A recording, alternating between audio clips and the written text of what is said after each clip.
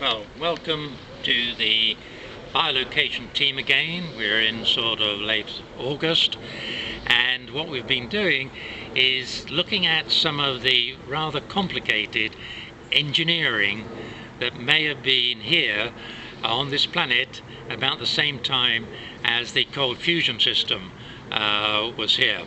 If you remember, in the previous film we dealt with the cold fusion and the technology that it represented. Now, if you're to get into space in any meaningful way, you really do need some rather sophisticated engines.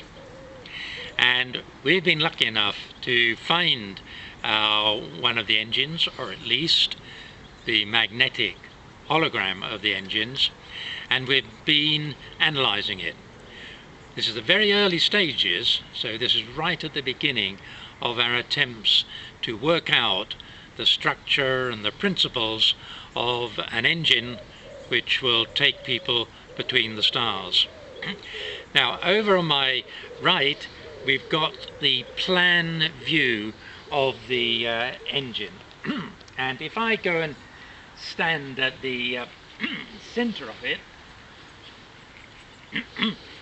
you can imagine that around me are the walls of the engine. So the red pegs around are representing the titanium wall of the engine itself.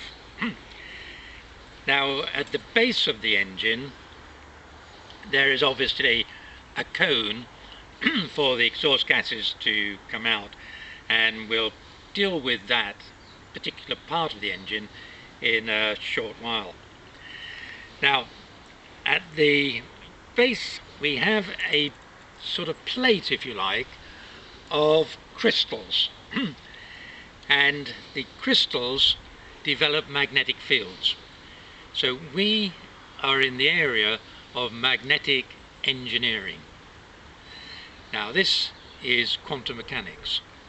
Quantum science is the science of magnetic fields, and you use magnetic fields in exactly the same way as you use electric fields as well. You can make a motor out of them, you can do things with them.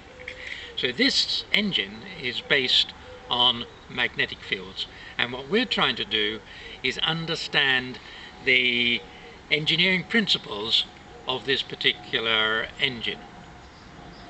Now, so far we've identified that at the bottom of the engine there is a layer of crystals, and the crystals are divided into two sections. There's a central section which is represented by this circle of pegs, and in the center there is a bismuth rod. So up the center here is a bismuth rod. Now, bismuth is very diamagnetic, and what we're discovering is that it's not a solid piece of bismuth, it's a hollow tube of bismuth, and it's got a few things inside it which we believe enhance its ability to produce a powerful diamagnetic field. Now, round it, or around this bismuth rod, you have two columns which are magnetic, and they are powerfully paramagnetic. And what I'm going to do is move over to a magnification of this so we can get a better sort of sense of what's there. So if you just follow me over to a magnified version of this center, we now have the what we call the salt crystals in a circle, and we have managed to work out that they're divided into two halves, and these salt crystals, one half is north and the other half is south, and what they do is to put a very powerful diamagnetic field across the bottom of the bismuth tube. So across the tube here, very powerful diamagnetic field, and the effect of that is to polarize the field, the magnetic field that is coming down the bismuth tube and is going to go out, carrying with it the propulsive elements.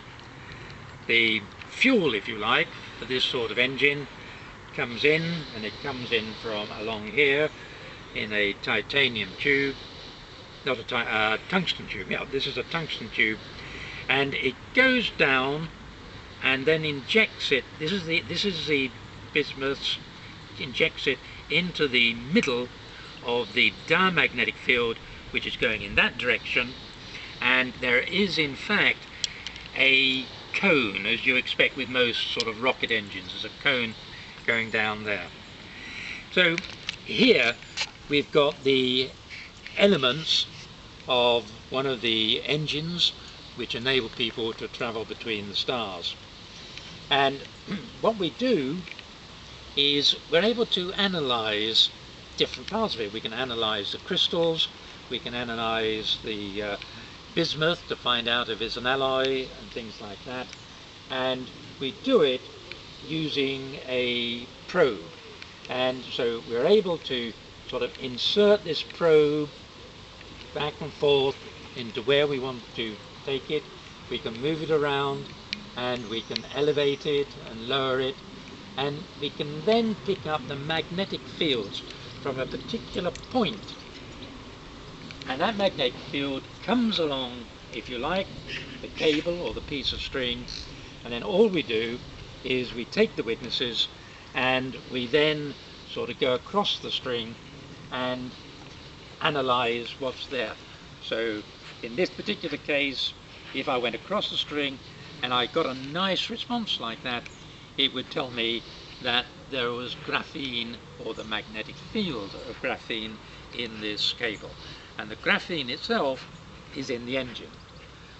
Now we do know that in point of fact there's carbon in one of the layers in the engine. So with the techniques of bilocation, bilocation deals with the quantum world, and we're now dealing with the magnetic engineering that was developed by those who entered the quantum world thousands of years ago. And to this day we're still able to pick up the chemical traces and the magnetic holograms of the engineering that they left behind, and we're able to analyze it and work out what they knew about the world around them and what their science was based on.